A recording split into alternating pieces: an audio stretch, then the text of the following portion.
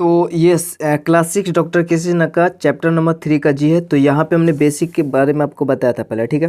तो चलिए यहाँ पे बोल रहा है लसा निकालना है अभाज्य गुणनखंड विधि से। आपको पता है अभाज्य गुणनखंड विधि क्या है। जैसे हम लोग जनरली जो है ना भाग विधि का यूज करते हैं, तो यहाँ पे उस प्रकार से नहीं, जैसा बोल रहा है वैसे ही बनाएंगे। तो देखिए यहाँ पर हम लोग सोल्व लिखेंगे, ठीक है। सोल्व लिखने के बाद अपने को सभी का अभाज्य गुणनखंड निकालना, पहले 10 का, फिर 12 का, फिर 18 का। तो अगर 10 का अभाज्य गुणनखंड निकालें तो 10 का अभाज्य गुणनखंड इस प्रकार से निकाल सकते हैं, इस प्रकार से भी निकाल सकते हैं, ठीक है।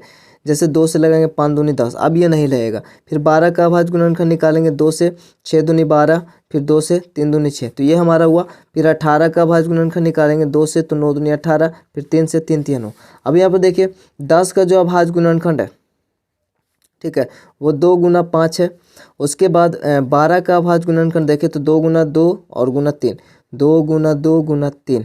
फिर 18 का देखें तो अभाज्य गुणनखंड 2 गुना 3 गुना 3। तो यहाँ पे गुणनखंड के रूप में एक 2 दिख रहा है, एक 3 दिख रहा है और एक 5 दिख रहा है, ठीक है। तो अब देखिए यहाँ पर जो सबसे ज़्यादा बार रहेगा उसको 2 देखिए, सबसे ज़्यादा बार कहाँ कितना बार, इसमें 1 बार दिख रहा है, इसमें 2 बार दिख रहा है, इसमें 1 बार दिख रहा है। तो इसका जो एलसीएम होगा ना, जो जितना बार है उसको हम लोग लेकर आपस में गुना करेंगे। 2 यहाँ पर 1 बार दिख रहा है, यहाँ पे 2 बार दिख रहा है, यहाँ पे 1 बार दिख रहा है, तो सबसे ज़्यादा बार यहाँ दिख रहा है, तो ठीक है 2 बार लेंगे, 2 गुना 2। उसके बाद 5 देखिए, आपको सिर्फ इसमें दिखता है 5, ठीक है।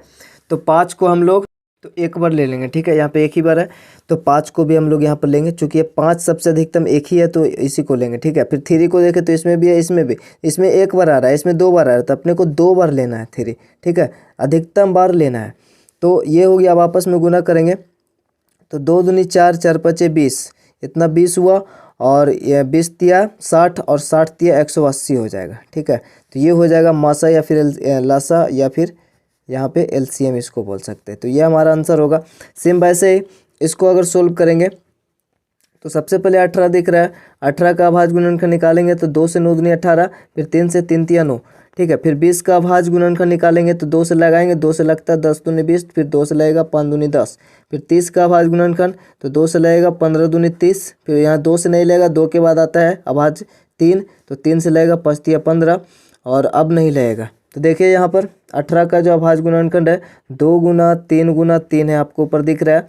फिर 20 है, उसका अभाज्य गुणनखंड 2 गुना 2 गुना 5 है। उसके बाद 30 है, उसका अभाज्य गुणनखंड 2 गुना 3 गुना 5 है, ठीक है, ऊपर दिख रहा है। अब यहाँ पे 2 का अगर देखें तो 2 यहाँ पर 1 बार आ रहा है, यहाँ पे 2 बार आ रहा है, यहाँ पे 1 बार आ रहा है। तो इसका जो लसा होगा, लसा, तो यहाँ पे 2 देखिए 1 बार आ रहा है, यहाँ पे 2 बार आ रहा है, यहाँ पे 1 बार है, तो अधिकतम यहाँ पे ज़्यादा बार आ रहा है, 2 को 2 बार लेंगे, ठीक है। उसके बाद आगे देखें 3 को, 3 यहाँ पे 2 बार आ रहा है, इसमें नहीं आ रहा है, इसमें 1 बार आ रहा है, तो 2 बार आ रहा है 3, तो 3 को भी 2 बार लेंगे, ठीक है। उसके बाद 5 देखें, इसमें 1 बार आ रहा है, इसमें 1 बार आ रहा है, तो 5 एक ही बार आ रहा है, तो बस एक ही बार 5 लेंगे। अब गुना करेंगे, 4 पचे 20, 20 तिया 60, 2 दूनी 4, 4 तिया 12, 12 तिया 36, और 36 पचे अगर गुना करेंगे तो 6 पचे 30 के 0, और 5 तिया 15, 3 18, यहाँ पे भी 180 ही आता है, ठीक है ना। ठीक है, 3 तिया 9, 9 पचे 45, 45 दूनी 90, 90 दूनी 180, तो इसका भी आंसर 180 आता है। एक क्वेश्चन और है, उसको भी हम लोग देख लेते हैं यहीं पे। तो वो था सी, ठीक है। अब सी नंबर में देखिए क्या बोल रहे हैं, 12 48 60 है, 12 है 48 है और 60 है। तो इसको भी उसी प्रकार से बनाएंगे। यहाँ पे हम लोग सोल्व लिखेंगे, और लिखने के बाद यहाँ पे 12 का सबसे पहले अभाज्य गुणनखंड निकालेंगे, 2 से लगेगा 6 दूनी 12, 2 से 3 दूनी 6, अब नहीं लगेगा। फिर 48 का निकालेंगे, 2 से 24 दूनी 48, फिर 2 से 12 दूनी 24, फिर 2 से 6 दूनी 12, फिर 2 से 3 दूनी 6, ठीक है। उसके बाद 60 का अभाज्य गुणनखंड निकालेंगे तो 2 से 30 दूनी 60 होता है, फिर 2 से 15 दूनी 30 होता है, फिर 3 से 5 तिया 15, अब नहीं लगेगा। तो यहाँ पे देखिए 12 का जो अभाज्य गुणनखंड आया वो आया यहाँ पे 2 गुना 2 गुना 3, ठीक है, दिख रहा है। उसके बाद 48 का आप देखें तो 2 कितना बार है, 4 बार है, 2 गुना 2 गुना 2 गुना 2, ये 4 बार है, और गुना में 3, ठीक है। उसके बाद 60 की अगर देखें तो 2 2 बार आ रहा है, 2 गुना 2 गुना 3 गुना 5। अब इसमें देखिए 2, इसमें 2 बार आ रहा है, इसमें 2 4 बार आ रहा है, तो सबसे ज़्यादा 4 बार आ रहा है, तो इसका जो मासा होगा, मासा 2 4 बार आ रहा है, सबसे ज़्यादा बार आ रहा है, तो इसी को हम लोग लेंगे, 2 4 बार लिया, फिर गुना में 3 देखे, इसमें एक बार आ रहा है, इसमें एक बार आ रहा है, इसमें एक बार आ रहा है, बस एक ही बार आ रहा है तो एक ही बार लेंगे, ठीक है। उसके बाद 5 इसमें नहीं है, इसमें नहीं, सिर्फ इसमें है, तो 5 को भी एक बार लेंगे। अब इसका देखें, 2 दूनी 4 दूनी 8 दूनी 16 और 16 और 16 पचे 80 और 80 8 24, 240 इसका आएगा, ठीक है। तो ये आपका आंसर होगा। आई होप आपको ये समझ में आ गया होगा गुणनखंड विधि। नेक्स्ट हम लोग भाग विधि देखते हैं। तो इस क्वेश्चन में देखें अगर हम लोग, तो इसमें लसा बोल रहा है भाग विधि से, तो हम लोग इसको जनरली हम लोग इसी विधि का यूज करते हैं। तो भाग विधि में सभी को देखिए 8 है, 12 है, 20 है, 30 है और 80 हमने बेसिक में बताया था। तो मिनिमम 2 बार 2 संख्या कटना चाहिए। तो सबसे पहले हम लोग 2 से ही लगाते हैं। 2 से न लगने पर अगला अभाज्य संख्या जैसे 2 है, 2 के बाद 3 है, 3 के बाद 5 है, 5 के बाद 7 है, 7 के बाद 11 है। तो इस प्रकार से हम लोग 2 से नहीं लगा, 3 से नहीं लगा, 5 से नहीं लगा तो 7 से, 7 से नहीं लगा तो 11 से। तो ऐसा हम लोग करते हैं। तो सबसे पहले 2 से तो लग ही रहा है, यहाँ पे इस भी ये भी कटेगा, ये भी कटेगा, बस 2 को कम से कम कटना चाहिए। उसके बाद तो और सभी कट ही रहा है।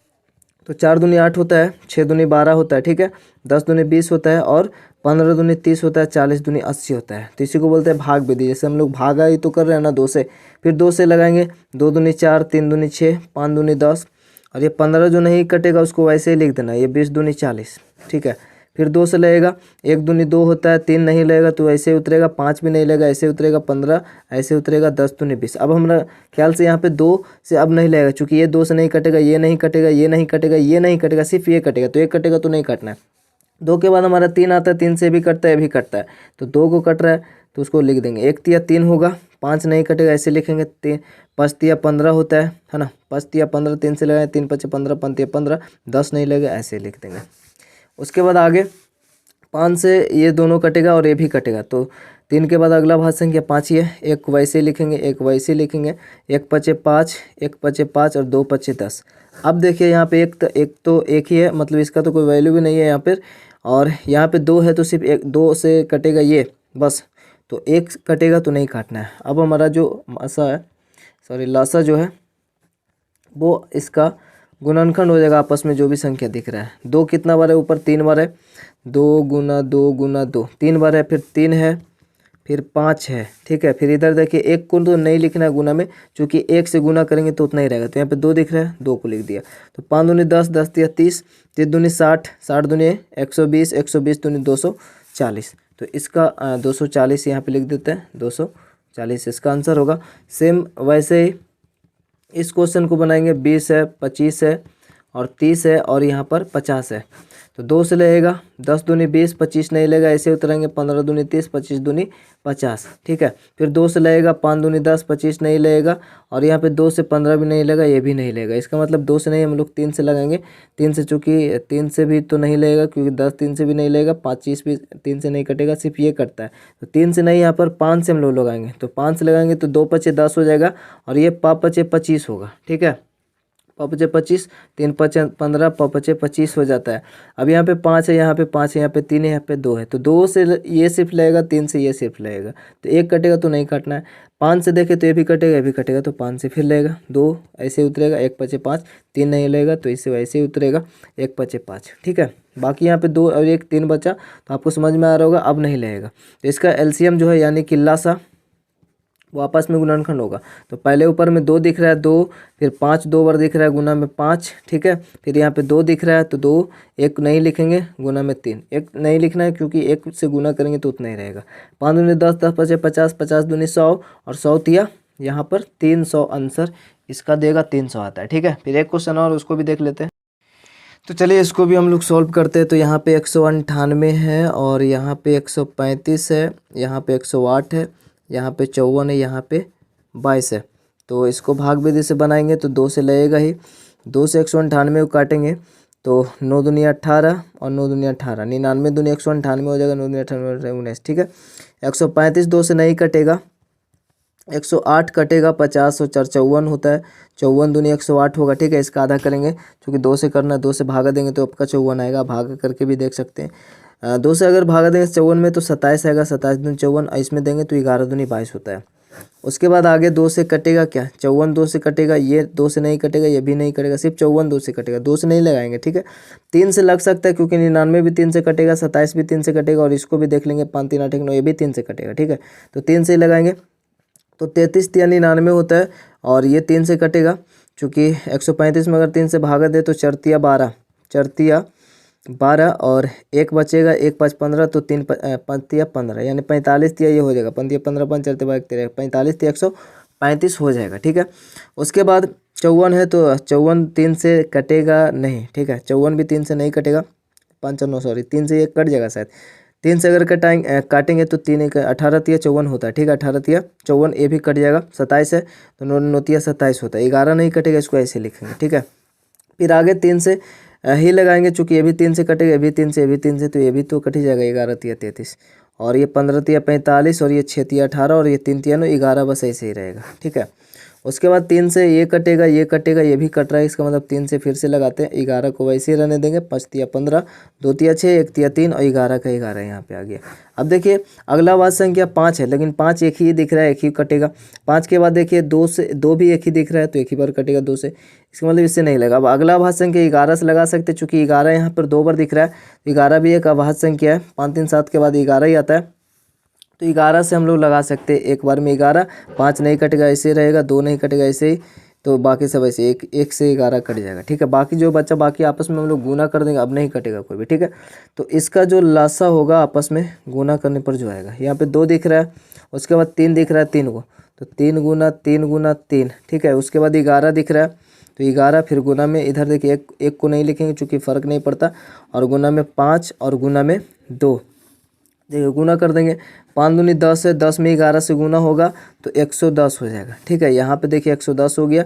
110 में अगर 3 से गुना करें, या फिर पहले इधर 100 इतना तो 110 आ गया। ठीक है, अब इधर देखते हैं 3 3 9 9 27, 27 दूनी 54, तो 54 को अगर इसमें गुना कर दें, 54 को 110 में गुना करेंगे तो आप अपने हिसाब से कर ले। 11 4 44 के 4, बाकी हाथ में 4 होता है। 11 5 55 और 55 में 4 जोड़ेंगे तो 9 5 59 आता है।